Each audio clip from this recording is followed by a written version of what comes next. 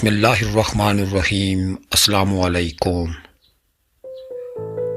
اللہ رب العزت کے حضور دعا گو ہوں کہ آپ جہاں بھی رہیں خوش و خرم رہیں، شاد و آباد رہیں، دکھوں غموں اور پریشانیوں کی پرچھائی بھی آپ تک نہ پہنچنے پائے۔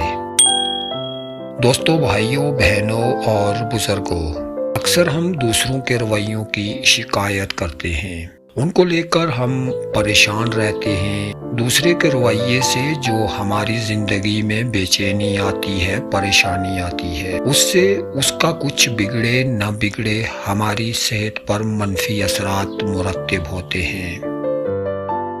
آج کے بعد سے لوگ آپ کے ساتھ جو بھی سلوک کریں یا آپ کے ساتھ جو بھی رویہ اختیار کریں یا آپ کے بارے میں جو بھی کہیں، ان کو ایسا کہنے دیں اور ان کی راہ میں حائل نہ ہوں۔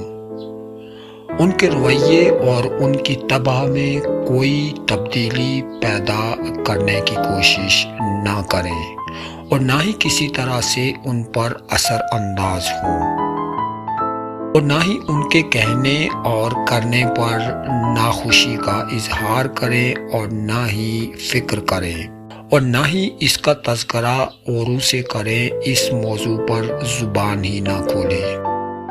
یہ ان کا عمل نہیں جو ہم کو مضطرب کرتے ہیں اور ہمیں وسوسوں میں گھیرتے ہیں، بلکہ یہ ہماری اپنی غیر محفوظیت کا خوف ہوتا ہے۔ تو جناب، ضرورت اس امر کی ہوتی ہے کہ فرد خود میں تبدیلی پیدا کرے، نہ کہ اپنے عزیزوں رشتہ داروں میں تبدیلیاں پیدا کرتا پھرے اور ان کے دروازوں پر جا کر دھکے مارے۔ جب آپ لوگوں کو اپنی منمانی کرنے دیں گے اور ایسا وہ ہر حال میں کریں گے اور ان کی راہ کی رکاوٹ نہ بنیں گے، تو آپ کے اندر ایک حیرت انگیز تبدیلی رونما ہوگی۔ آپ پہلی مرتبہ دیکھیں گے کہ ان کے رویے پر آپ کا افسوس یا ان کے رویے پر آپ کی سرزنش ہی آپ کی بے چینی اور آپ کے تردد کی سب سے بڑی وجہ ہے۔ ان کو آپ کی بے چینی یا تردد سے کوئی واسطہ نہیں ہے اور وہ اس کی بنیاد ہی نہیں ہے۔